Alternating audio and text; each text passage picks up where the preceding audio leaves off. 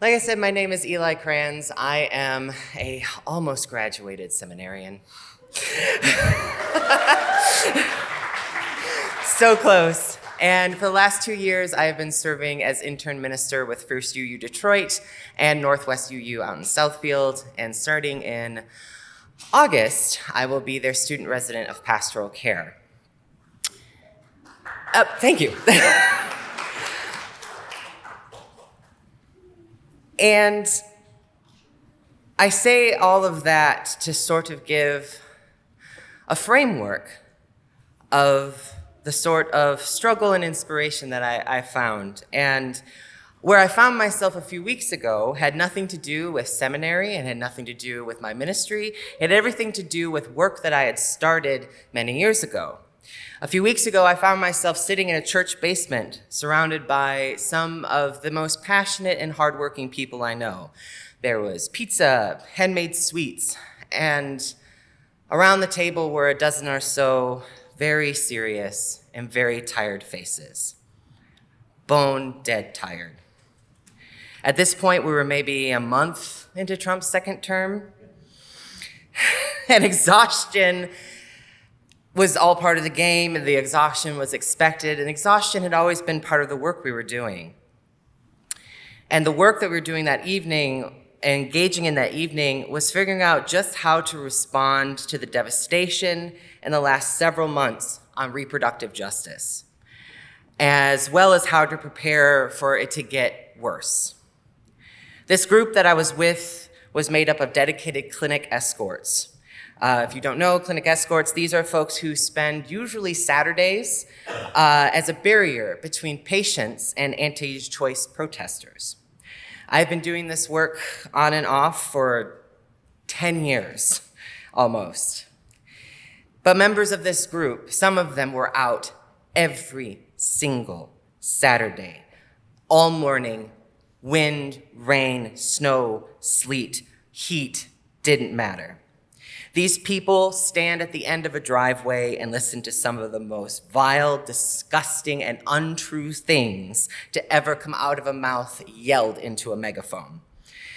We all joke that we don't schedule anything on Saturdays because all you have the energy to do is to be at the driveway and then go home and crash. Everyone had their comfort process. Some people went and got coffee. Some people curled up with the stuffed animal they've had since they were a kid. Some people got chicken nuggets and just stared at the TV for the rest of the day. They had to decompress. And that evening, we were gathered as we were reviewing our safety protocols, what to do if someone shows up with a gun, what to do if someone tries to invade the clinic, and what to do if someone threatens any sort of violence against us or the patients. We were already dealing with the repeal of Roe, and we knew things were going to get worse. Discussion ranged on how to stock up on Plan B, if condoms were going to go away, other barriers were going to go away, and who had beds to spare for patients escaping to Michigan seeking care. We talked about how to take care of ourselves as well. How were our hearts? How were our spirits? Overall, the answers were not doing too good. We had a lot of questions, very few answers. We had a few action items that we could part with, and then we parted ways for the evening. And I was more tired leaving this meeting than I was going in. And I had already been so tired. I sat in my car and just shut my eyes a moment, and I had this thought of, why am I doing this? This doesn't make me happy. This basement meeting was dark and gloomy, and being at the end of the driveway is assault on the senses. Standing there subjecting myself to hearing bad theology, misogyny, homophobia, transphobia, and depending who was on the megaphone that day, comments directly about my body that they found offensive. Spoiler alert, they find most bodies offensive. The escort group was thriving. We had more volunteers than we had ever had.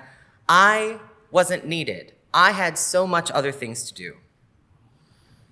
And I just allowed myself to feel that, sitting in my dark, quiet car, this urge to quit, to give up, and let this Sisyphean boulder just roll down the hill, God's be damned. And I'm glad I did, because after I got some water in me and a nap, I had a little bit of clarity about the rut I had gotten into. I wasn't happy leaving the meeting. I'm never happy on the drive home from the clinic. But this work is connected to my soul. It is a missing piece. And instead of happiness, the word that I thought was, oh, this is joyful. So what's the difference? Happiness, joy. Here's what I know. And I'm not ranking emotions here. I'm not demonizing any emotions. What I'm saying is, happiness is a little bit more surface level. Joy starts to dig into the marrow. Happiness, some of it rests on external factors, the people we're around, the thing that we are doing, the cookie that we are consuming. Joy is abiding, rooted in values. Happiness is a flare. Joy is a long-burning flame. And in a society that has commodified happiness to the degree that ours has, I think we should be a little careful on pursuing so-called happiness. So often what we think of happiness is actually just comfort, a little bit of complacency, and a lack of trouble. I'm sorry, life doesn't lack trouble. If constant happiness is the goal, then we are pretty screwed. It's just so unattainable. And even when we get a nice long streak of happiness, it can be gone, just like that. I've lived through that. I'm sure you've lived through that. Everything is going great, and then bubble popped. Happiness has this delightful fragility to it. Joy feels more robust. When I think of what makes me joyful rather than happy, it's rooted in things that this administration will have a real hard time tearing away from me. It is rooted in how I am in the world, what I believe and how I show up. And what I found, after letting myself sit with this idea that I was going to quit escorting, was that joy is also rooted in me standing out in the heat and the rain and the snow and the sleet and listen to bigots who seriously need to find another hobby scream into a megaphone. Joy is this interconnected network through our lives, kind of like mycelium underground, right? Sometimes it will burst through with a mushroom. It has to propagate. It has to burst through and have a visible thing that we can go, that's what makes me happy. But mushrooms are impermanent. They are there to do their job, and then they are gone. But the mycelium network, it's down there. It's ever present. Mycelium is some of the largest organisms on our planet. It's been here before we were here, and it will be here long after we are here. It's down there, eating through the rot and the decay, and it flourishes in the warm, quiet embrace of growing, living soil. Joy is slow, and it is enduring. Happiness is just kind of around to remind us that we're alive. Each are necessary for us to thrive. However, joy needs to be the goal of the work that we are doing, not happiness. And what do I mean by the work? What I mean by the work is what you do when you put your faith into action.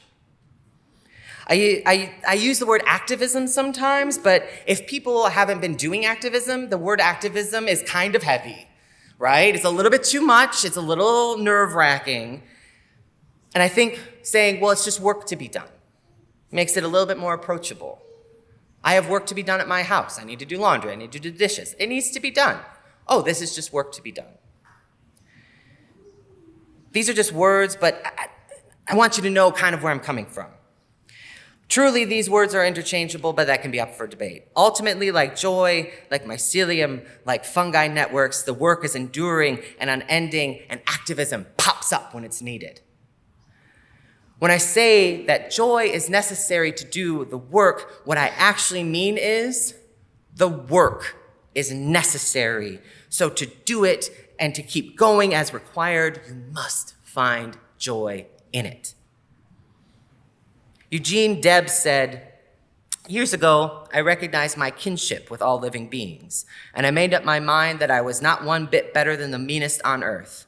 I said then, and I say now, that while there is a lower class, I am in it, and while there is a criminal element, I am of it, and while there is a soul in prison, I am not free." Debs saw that as long as he was with the people, he was also of the people, and that meant that he had to do what was needed to be done. He is not exempt. We are not exempt. And I'm sorry, I know things are horrible. And they just keep getting worse. And we want to crawl back into comfort, into happiness, and maybe into complacency. But I'm afraid that option is no longer on the table. People keep quoting that "they come for" poem. My friends, we're at the end. They've come for everybody. Them coming for one person was too much, but we're at the end. And I think I can say a little bit of truth in this room. Some of us are not even in the poem. They won't ever come for us, but they'll come for our neighbor. They'll come from the person we smile at the grocery store. They'll come for the person standing next to us in a line, which makes our obligation even more great. And I get it. Some days I feel like I am crawling in a pit of tar every day. I feel like this despair is trying to pull me back down and drown me. I get it. Every dumb video I see, every advertisement, every text asking me for another $5 to fix the world. Every pithy headline of people doing the absolute least, just trying to pull me back down. I'm not trying to be clean or perfect or even comfortable anymore. I'm just trying to breathe. Joy is a vine tossed, a lifeline that I still have to work with, to haul myself up out of there. And the work is hard, but it is easier when you're with people, with community. And a reminder of what community is, just for a moment, it is messy. It is imperfect, and it is often uncomfortable. But if we've rejected this idea that happiness and comfort is the goal, what do we care? Many hands, light work.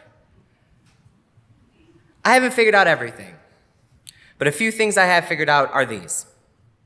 I know that what we build now will sustain us in the coming collapse. And I'm not talking some Hollywood apocalypse, but we will come out of this forever changed. Things will fall and never be built again. I know that joy is an antithesis to doom, and doomerism is just the newest secular cult that I have no desire to join.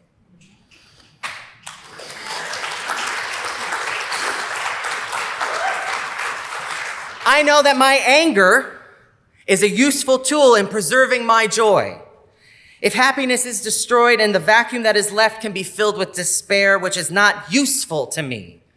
When my joy is threatened, what appears is anger, and anger is an effective fuel for the flame of joy.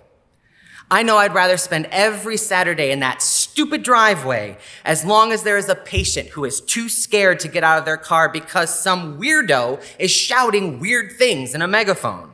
That I'd rather be there for them, feed my joy, than to preserve some temporary happiness and to save my knees. I know that joy feels like stability, strength, and courage. I know that this joy, though the work is hard and unforgiving, fortifies my soul and my spirit. That this joy is the echo of all creation running through me. Joy is the spark we are born with. Joy is the spark we will die with. I know that the work can be as simple as me putting on an apron and doing the dishes, or as great as me as standing in front of the empire. I know that joy is my apron, joy is my sword, and joy is my shield. And I know that we owe it to all that have come before us to keep the work going.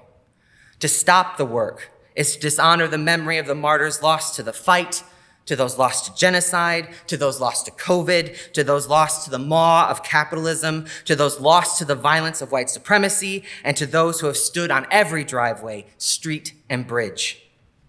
We owe it to those who had never had the strength to speak up. We owe it to those whose voices were silenced when they did speak up or were silenced before they had a chance to speak.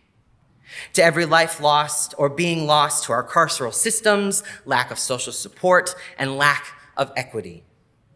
We owe it to the earth, our web, and the universal powers that sustain us to keep working. We are a network of souls that hold so many gifts. This church, this faith, has a responsibility, a duty, and an obligation, a calling to protect all those that our government is failing to protect, that our society is failing to protect. No one but us is coming to save us. There is no option but to dive into the work of liberation, of love, of justice. And therefore, there is no option other than to find the joy in the work. So let's go. Put on the apron, put on the armor, pick up your sword, and let's get to work.